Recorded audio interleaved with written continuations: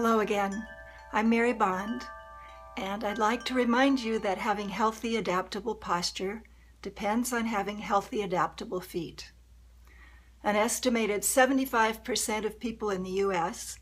are going to experience foot pain at some time during their lives.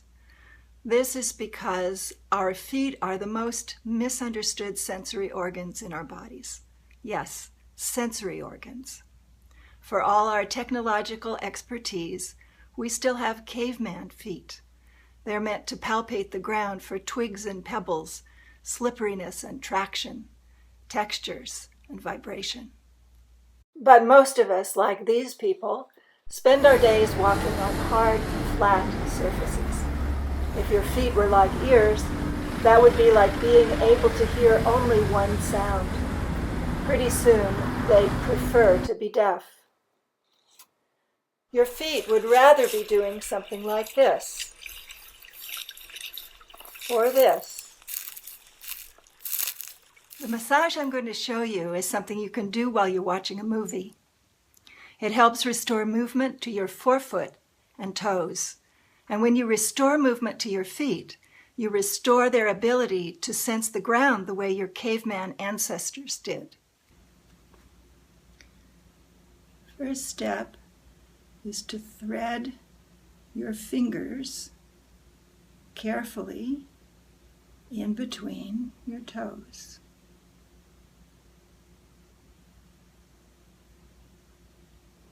It's like you're just interlacing the fingers and the toes.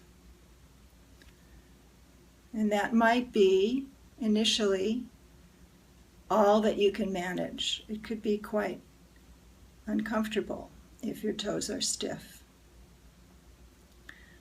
You can try just a little bit of movement using your left hand on the toes just to sort of move them around a little bit.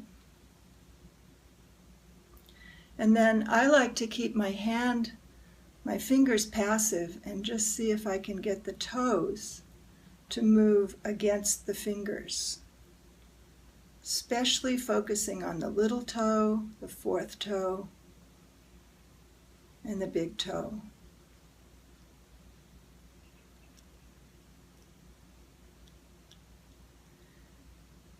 And then once that is comfortable, it might take you a week or even a month, you want to get the palm of your hand to wrap snugly around the ball of your foot. And then the other hand is going to go across your instep. And then you'll take your your left hand, the hand grasping the toes, and just gently twist it away from your body and then toward yourself.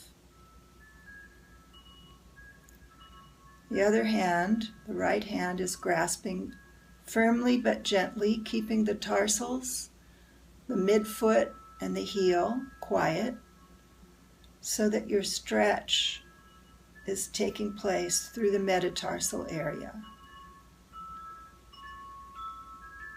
Gently rotating those metatarsal bones against their joints just underneath your top hand.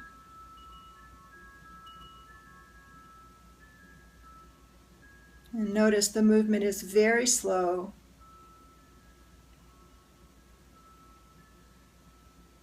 If you move too quickly, you will not reach the deep level of fascial connection that you are going for. One more thing that I like to share here is to target the big toe. Now, my index finger and thumb of my left hand are holding the big toe. My right fingers are holding the first metatarsal bone just at the end of the joint where it meets the toe. And then I just press those my two hands together, and then gently manipulate that big toe.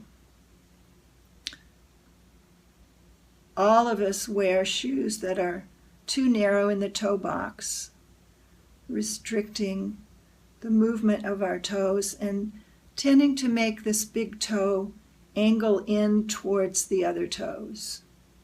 So that joint can be moved away. I don't know if you can see it, but I'm gently encouraging the big toe to come up.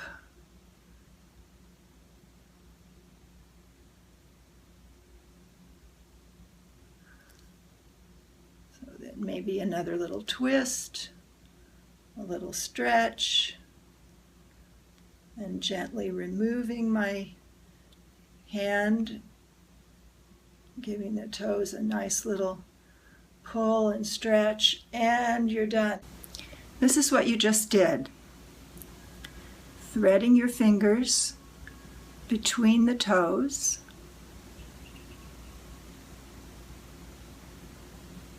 and then grasping your thumb around the big toe and laying your other hand across the tarsal metatarsal joint.